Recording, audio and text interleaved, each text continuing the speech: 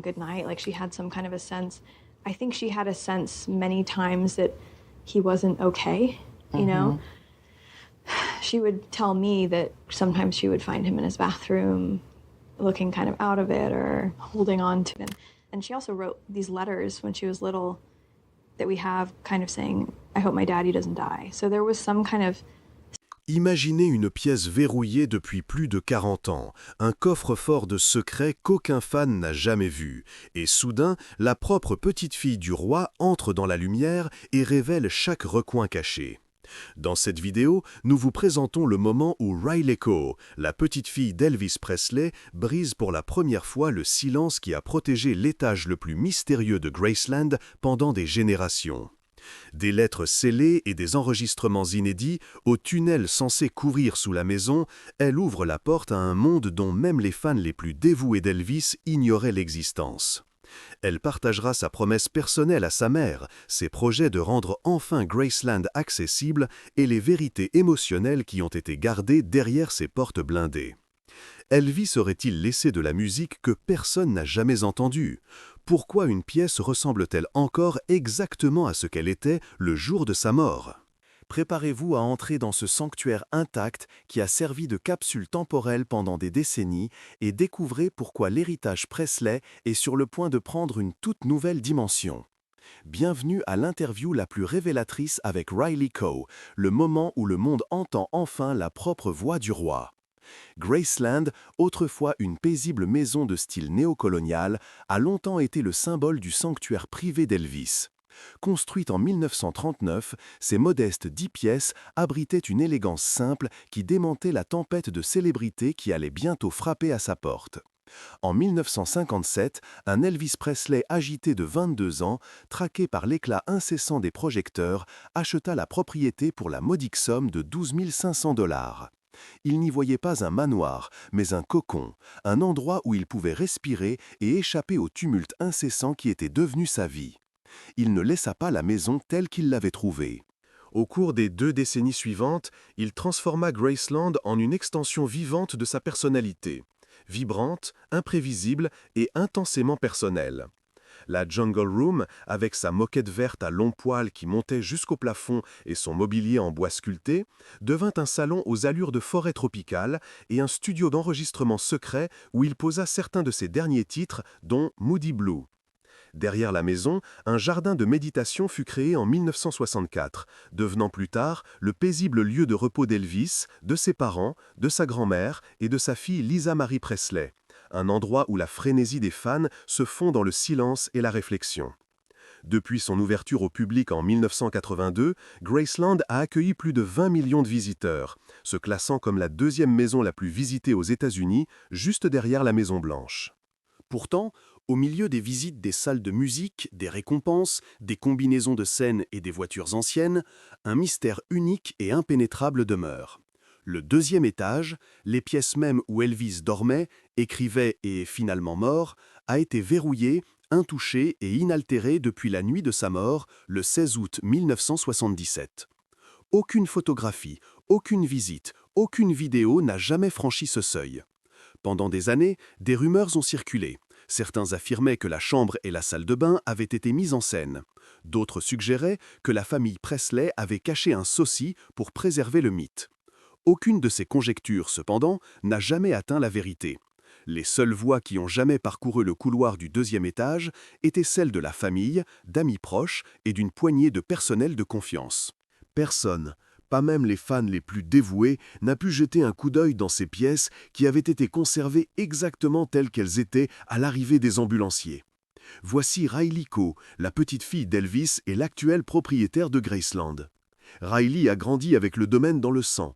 En tant que fille de Lisa Marie Presley, elle a passé d'innombrables après-midi entre ses murs, observant ses grands-parents de loin et absorbant les murmures que la maison semblait retenir. Elle se souvient de l'excitation de se faufiler devant l'escalier verrouillé tandis que les touristes envahissaient les étages inférieurs. Le frisson d'observer le bureau personnel d'Elvis, une petite pièce faiblement éclairée bordée d'étagères en bois sombre qui contenait des livres sur la numérologie, la théologie chrétienne et le mysticisme oriental. Ces étagères n'étaient pas de simples livres. Elles étaient une fenêtre sur un homme aux prises avec la célébrité, la spiritualité et la solitude. Entre les pages, des notes de paroles de chansons inachevées, des prières erratiques et des gribouillis se lisaient comme un journal écrit dans les marges d'une vie vécue sous les feux de la rampe.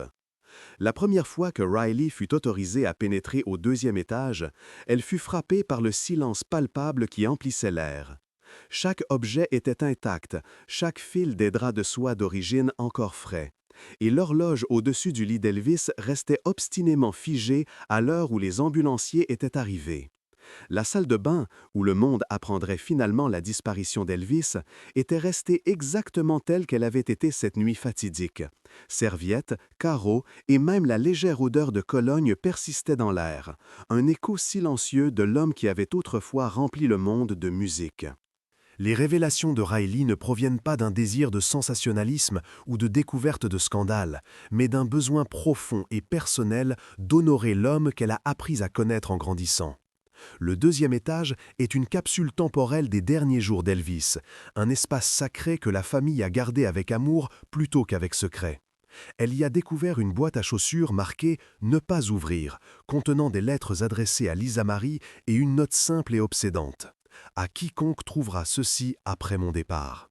Ces objets, intimes et profondément personnels, restent sous clé pour protéger la vie privée et par respect. Lorsqu'elle a parlé de ces pièces, la voix de Riley portait le poids de l'héritage de sa famille. Elle a décrit comment le lit, toujours paré de ses draps d'origine, se dresse comme un témoin silencieux d'une vie qui résonnait autrefois de musique. Elle a rappelé avoir vu une Bible sur une table de chevet, ses pages remplies d'annotations manuscrites et des flacons de médicaments antidouleurs qui laissaient entrevoir les luttes qu'il endurait derrière le rideau de la célébrité. Chaque détail est une pièce du puzzle qui, ensemble, raconte l'histoire d'un homme qui cherchait du réconfort dans un endroit devenu son dernier refuge. Pour le monde, ces révélations sont un profond rappel que Graceland est plus qu'un musée. C'est un témoignage vivant de la complexité d'une légende. Le 2e étage n'est pas simplement une pièce, c'est une mémoire en mouvement, un espace sanctifié où les échos de la voix d'Elvis persistent encore.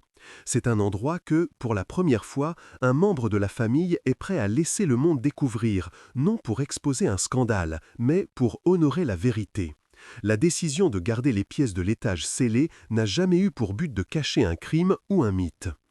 Il s'agissait de préserver un moment d'humanité. Vernon Presley, le père d'Elvis, s'est personnellement assuré que l'étage supérieur restait intouché. Un ordre familial né de l'amour et non de la publicité. Les pièces n'ont jamais été nettoyées, modernisées ou altérées. Elles sont restées figées à l'heure exacte qui a marqué la fin d'une ère. L'ouverture de Riley Keough nous invite à comprendre l'homme derrière la musique. À travers ses yeux, l'étage de Graceland devient un sanctuaire d'émotions brutes, un témoignage d'une vie à la fois extraordinaire et profondément humaine. C'est un lieu qui invite au respect, à la révérence, et peut-être surtout à la compréhension silencieuse que certaines histoires sont mieux laissées chuchoter dans les murs d'une maison qui a jadis accueilli une légende. La pièce tranquille, une alcôve cachée au bout du couloir de l'étage, s'est dévoilée dans la description de Riley comme un secret gardé pendant des décennies. Elle a parlé de son éclairage tamisé et ambiant, du doux vrombissement d'une vieille machine sonore et de coussins disposés en cercle lâche sur le sol. Elvis s'y retirait pour prier, pour réfléchir, pour simplement être. It was only her and her dad, so I think she got a lot of intimate time up there with him. No one else was up there. Aucune photographie ou récit de fan n'a jamais capturé cet espace. Il était resté invisible aux yeux du public jusqu'à ce que Riley le mentionne. Elle l'a décrit comme la partie la plus honnête de l'homme, un sanctuaire où il cherchait la paix au milieu d'un monde qui n'éteindrait jamais ses projecteurs. La décision de Riley de révéler cette chambre cachée ne venait pas d'un désir de sensationnalisme, mais de la nécessité d'une clôture après le décès de Lisa Marie. L'étage de Graceland était resté silencieux pendant des années, une zone sacrée que sa mère protégeait farouchement. Maintenant, en tant que propriétaire et voix de l'héritage, Riley a estimé qu'il était temps de partager les chapitres invisibles de la vie d'Elvis. Elle a souligné que l'étage resterait fermé au public. Les histoires visaient à approfondir la connexion émotionnelle, non à accorder un accès physique. Elle insistait sur le fait que certains espaces appartiennent à la famille et non aux médias, et que le secret peut coexister avec la transparence. Pourtant, les mythes entourant le domaine ont poussé comme des vignes, mêlant la vérité à la spéculation. Parmi les plus persistants figure la théorie selon laquelle Elvis aurait simulé sa mort et se serait échappé par un tunnel sous Graceland. Pour certains, l'idée ressemble à un rebondissement dans un roman à suspense. Pour d'autres, cela semble être une voie d'évasion plausible pour un homme submergé par la célébrité. Les rumeurs proviennent de plusieurs éléments: l'agencement du domaine, la soudaineté du retrait d'Elvis de la vie publique et les détails particuliers qui ont émergé dans les semaines et les mois précédant sa mort. La théorie du tunnel affirme qu'un passage caché existait de la maison principale vers l'arrière de la propriété, s'étendant peut-être même au-delà du domaine vers une zone boisée derrière celle-ci. Certains anciens employés ont fait allusion à des choses que même les employés ne voient pas, tandis que d'autres ont carrément nié l'existence d'un tel passage. Les plans officiels ne montrent aucun tunnel. Cependant, les documents sont incomplets de conception, excluant délibérément le deuxième étage. Le mystère s'est épaissi lorsqu'un journaliste indépendant en 1987 aurait réussi à s'introduire sur la propriété et aurait prétendu avoir trouvé une entrée en béton partiellement dissimulée près de l'abri de voiture arrière. Aucune preuve photographique n'a subsisté, mais l'affirmation a suffi à alimenter les spéculations. Parallèlement aux rumeurs de tunnels, il y a eu les observations d'un homme qui ressemblait à Elvis. En 1978, un an après la mort d'Elvis, un homme lui ressemblant fut vu montant à bord d'un avion à l'aéroport international de Memphis sous le nom de John Burroughs, un nom qu'Elvis lui-même avait utilisé en tournée. L'observation fut écartée comme une coïncidence par les informations locales, pourtant elle déclencha une vague de rapports similaires. En 1984, un touriste photographia un jardinier se reposant derrière la maison, et les fans insistèrent que l'homme était Elvis. La photo fut analysée mais jamais vérifiée de manière concluante. Des observations ultérieures, Elvis dans un Burger King au Texas, un employé du DMV en Californie, un spectateur à un spectacle d'imitateurs au Nevada, continuèrent à faire surface, ajoutant à chaque fois des couches au mythe. Certains témoins ont par la suite rétracté ou révisé leurs affirmations, mais les histoires ont persisté, soutenues par l'appétit du public pour le mystère. Les détails légaux de la mort d'Elvis alimentent également la rumeur. Les critiques soulignent la faute d'orthographe de son deuxième prénom sur le certificat de décès, légalement Aaron, mais enregistré comme Aaron sur la pierre tombale. Pour les croyants, ce n'était pas une erreur typographique, mais un signal délibéré que l'homme enterré n'était pas le vrai Elvis. D'autres y voient une simple erreur.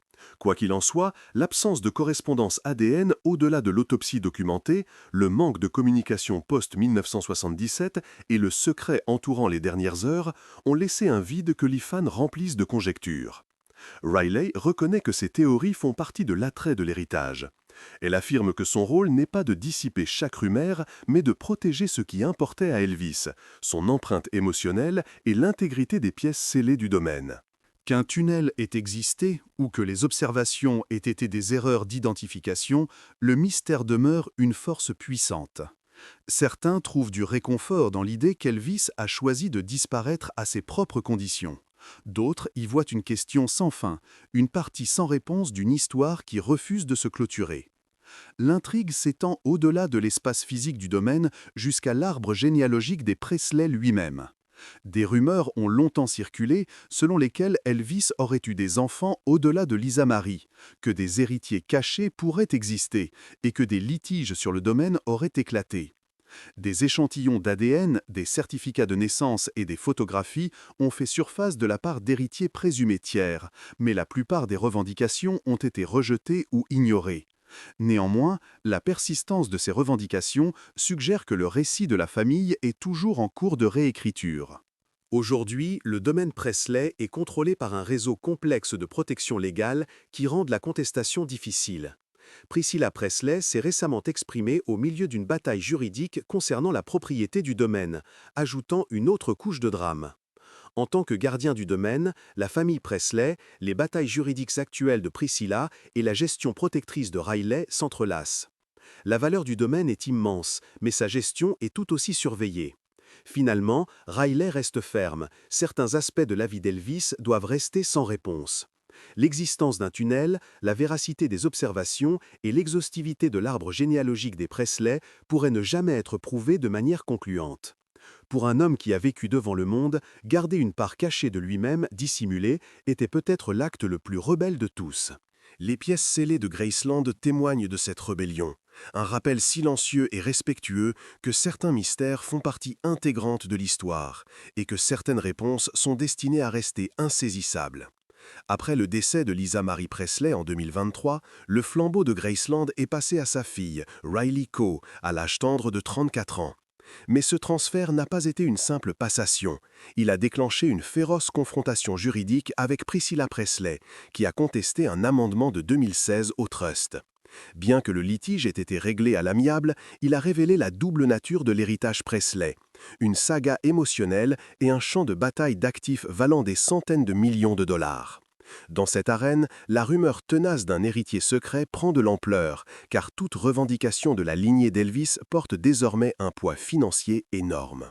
Le domaine Presley est régi par le Elvis Presley Trust, un mécanisme juridique qui contrôle non seulement les finances et la propriété, mais aussi la licence d'image et la propriété intellectuelle. Pour qu'une personne obtienne des droits d'héritage, le tribunal exige plus qu'un portrait de famille. Une chaîne de possession documentée, un ADN vérifié et une preuve de lien biologique. Pourtant, les quelques individus qui se sont manifestés, affirmant être le fils ou la fille d'Elvis, ont largement échoué à respecter ces normes. Un homme a cherché à faire exhumer le corps du roi pour un test ADN, mais la demande a été refusée. Un autre a revendiqué un échantillon de cheveux provenant d'une mèche de cheveux d'Elvis prétendument mise aux enchères. Le domaine a rejeté la preuve comme non fiable. Dans de nombreux cas, les preuves ADN proviennent de souvenirs de fans, d'objets personnels non vérifiés ou d'échantillons tiers manipulés sans protocole strict. Par conséquent, la plupart de ces revendications s'effondrent avant d'atteindre un tribunal. Malgré les revers juridiques, les rumeurs de relations cachées et d'enfants non reconnus persistent. Certains fans citent de possibles liaisons dans les années 1950 et 1960, avant ou pendant le mariage d'Elvis avec Priscilla. Les tabloïds ont nommé des femmes qui, selon des récits anecdotiques, auraient reçu des appels privés, de l'argent pour leur silence ou des lettres confidentielles du roi bien après son apogée. La famille Presley et les proches confidents n'ont émis aucune confirmation de telles affaires. Even though he was a flawed human being, idol to millions, but a flawed human being nonetheless. But in her eyes, her dad was a god. And just to hear that she even felt that he might... Riley, comme sa mère avant elle, est restée silencieuse sur le sujet. Ce silence alimente les spéculations. Est-ce un choix stratégique pour empêcher de fausses revendications de gagner en légitimité, ou cela suggère-t-il une vérité réellement cachée, gardée sous clé pour des raisons personnelles? La réponse, s'il y en a une, reste une corde raide d'incertitude. Les responsabilités de Riley s'étendent au-delà des querelles juridiques. Elle est devenue le visage vivant de Graceland, dirigeant les décisions qui affectent la préservation physique et la présentation culturelle du domaine. Elle consulte des archivistes, des spécialistes de la conservation et des gestionnaires d'entreprises, donnant son approbation finale pour de nouvelles expositions et supervisant les initiatives de préservation numérique. Elle dirige un projet de numérisation et de catalogage des paroles manuscrites, des listes de chansons et des lettres d'Elvis, attribuant à chaque fichier un schéma de métadonnées robuste pour assurer l'intégrité pour les futurs chercheurs. Le but n'est pas de commercialiser l'héritage du roi, mais de sauvegarder l'authenticité de sa production créative. Au-delà des opérations, Riley manie le récit lui-même. Dans un paysage où Elvis est un symbole, un mythe, une marque, elle occupe la position rare de parent de sang et de gardienne culturelle. Elle a formulé que Graceland devrait être un espace de vie plutôt qu'un musée. Il ne s'agit pas de le figer dans le temps, dit-elle. Il s'agit de s'assurer qu'il est compris. Cette philosophie s'est traduite par des partenariats éducatifs avec des universités et des programmes de musique, permettant aux étudiants d'accéder à des archives organisées dans des conditions supervisées. Ces collaborations visent à contextualiser l'influence d'Elvis dans un cadre moderne, offrant aux jeunes générations une chance de s'engager avec sa vie et son art de manière responsable et respectueuse. Riley a également adopté une position ferme concernant les actifs les plus énigmatiques du domaine. Les pièces du deuxième étage, longtemps scellées et intouchées, restent une source d'intrigue. Elle a confirmé que ces pièces sont toujours intouchées, les décrivant comme figées dans le temps. Bien qu'elle n'ait jamais parlé directement d'enregistrements musicaux cachés, elle a fait allusion à des artefacts personnels qui n'ont jamais vu le jour. Des archivistes travaillant avec le domaine signalent que plusieurs zones de stockage, notamment dans la chambre et le bureau d'Elvis, n'ont pas encore été cataloguées numériquement. Le contenu complet, livres, documents, cassettes et matériaux inédits attend une documentation minutieuse. Un ancien employé anonyme a affirmé un jour qu'un magnétophone à bobine, accompagné de cassettes non étiquetées, avait été découvert dans le bureau d'Elvis à l'étage. Bien que non vérifiée, l'histoire correspond aux faits connus. Elvis s'enregistrait fréquemment en chantant chez lui, souvent pour un examen personnel ou pour partager des ébauches avec des collaborateurs proches. Felton Jarvis, l'ancien producteur d'Elvis, a un jour fait remarquer que le roi avait enregistré bien plus que ce que RCA n'avait jamais publié. Il a parlé de cassettes de fin de soirée et de sessions de piano qui avaient été délibérément tenues à l'écart des radars du label, parce qu'Elvis ne voulait que personne ne les entende, ni alors, ni jamais. Que ces enregistrements aient survécu aux années et se trouvent encore en boîte dans un placard à l'étage est une question sans réponse.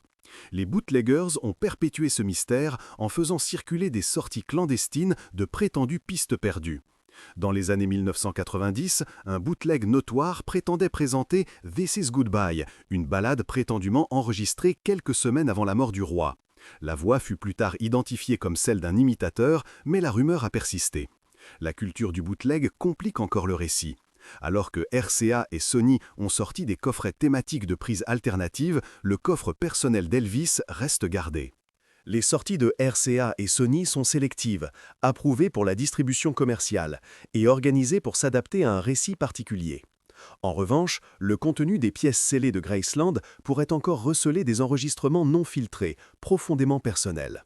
Une affirmation anonyme sur un forum de fans a mentionné un magnétophone à bobine avec une pile de cassettes non étiquetées trouvées dans le bureau d'Elvis.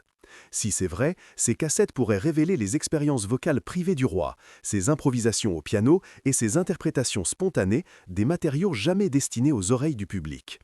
Qu'elles aient survécu et qu'elles se trouvent encore rangées quelque part dans le bureau à l'étage est une question à laquelle personne ne peut répondre de manière définitive aujourd'hui. Le contrôle de Riley sur l'histoire du domaine est absolu. Elle n'a pas ouvert le deuxième étage au public, insistant pour que les pièces restent intouchées, figées dans le temps. Elle s'abstient d'autoriser les chercheurs externes à accéder au bureau, même lorsque cela concerne de potentiels enregistrements musicaux. Son refus de partager ces pièces garantit que les artefacts les plus intimes de Graceland, qu'il s'agisse de documents, de livres, de cassettes ou des enregistrements non étiquetés dont on parle, restent non examinés. Cette opacité délibérée est une arme à double tranchant. Elle préserve le mystère, mais laisse également les chercheurs et les fans sans preuves concrètes. Dans cette saga continue, la gestion de Graceland par Riley Co incarne un paradoxe. Elle protège l'héritage du roi, veillant à ce que chaque page, chaque parole et chaque image soient préservées avec un soin méticuleux. Simultanément, elle contrôle le récit, décidant quelles histoires parviennent au public et lesquelles restent enfermées derrière des rideaux de velours. Le mystère d'un héritier secret, le silence autour des relations cachées et la spéculation sur les enregistrements musicaux perdus coexistent tous dans cet environnement contrôlé. Alors que Riley maintient les pièces du domaine intouchées, la légende d'Elvis continue d'évoluer, équilibrée entre la révélation et la préservation. Le mystère, semble-t-il, ne fera que s'épaissir tant que l'histoire restera étroitement gardée. Le silence que Riley Coa a cultivé autour des étages supérieurs de Graceland est presque palpable, un calme qui semble épaissir l'air à mesure que l'on s'approche de la chambre principale et du bureau. C'est un silence qui sert simultanément deux objectifs. Il préserve le caractère sacré des moments privés du roi et il garantit que chaque murmure potentiel de matériel inédit reste enveloppé jusqu'à un moment que le domaine jugera approprié. Dans un monde où la base de fans d'Elvis est aussi fervente que mondiale, le choix de garder ces pièces verrouillées est stratégique, une préservation calculée du contrôle narratif. La décision n'est pas prise à la légère. La relation de Riley Coe avec le domaine a été un partenariat forgé au fil des années de confiance. Mais il est fondé sur une compréhension tacite que l'héritage du roi n'est pas simplement une collection de succès, mais une entité vivante qui doit être traitée avec révérence. Elle se souvient comment, des années après la mort d'Elvis, le monde le pleurait encore d'une manière très réelle, à travers des soirées de deuil, à travers la lente sortie de pistes remasterisées, à travers le désir très réel de quelque chose de nouveau. La tentation de satisfaire cette fin, d'explorer les archives pour une nouvelle chanson ou une nouvelle photo, est omniprésente. Pourtant, à chaque fouille, à chaque effort de catalogage, Riley est contrainte de faire face à un dilemme. L'appétit du public pour du matériel inédit l'emporte-t-il sur la possibilité de ternir l'image soigneusement construite qui a perduré pendant des décennies? Et il y a des conséquences pour les personnes qui osent fouiner. En 2014, un groupe de chercheurs et d'archivistes dévoués a réussi à acquérir une copie non vérifiée d'une bande magnétophone à bobine du domaine, bien que l'authenticité de l'enregistrement ait été contestée. Leur affirmation, diffusée sur les forums de fans, a ravivé une nouvelle vague de spéculations selon lesquelles le studio privé du roi pourrait encore produire de nouveaux matériels. La réponse de Riley Coe a été rapide et décisive. Elle a publié une déclaration renforçant la politique du domaine concernant le matériel d'archives et la nécessité d'une manipulation minutieuse de tout contenu potentiellement inédit. La déclaration a été accueillie par un courant sous-jacent de frustration, mais elle a également révélé la profondeur de l'investissement émotionnel que les fans accordent à chaque note cachée.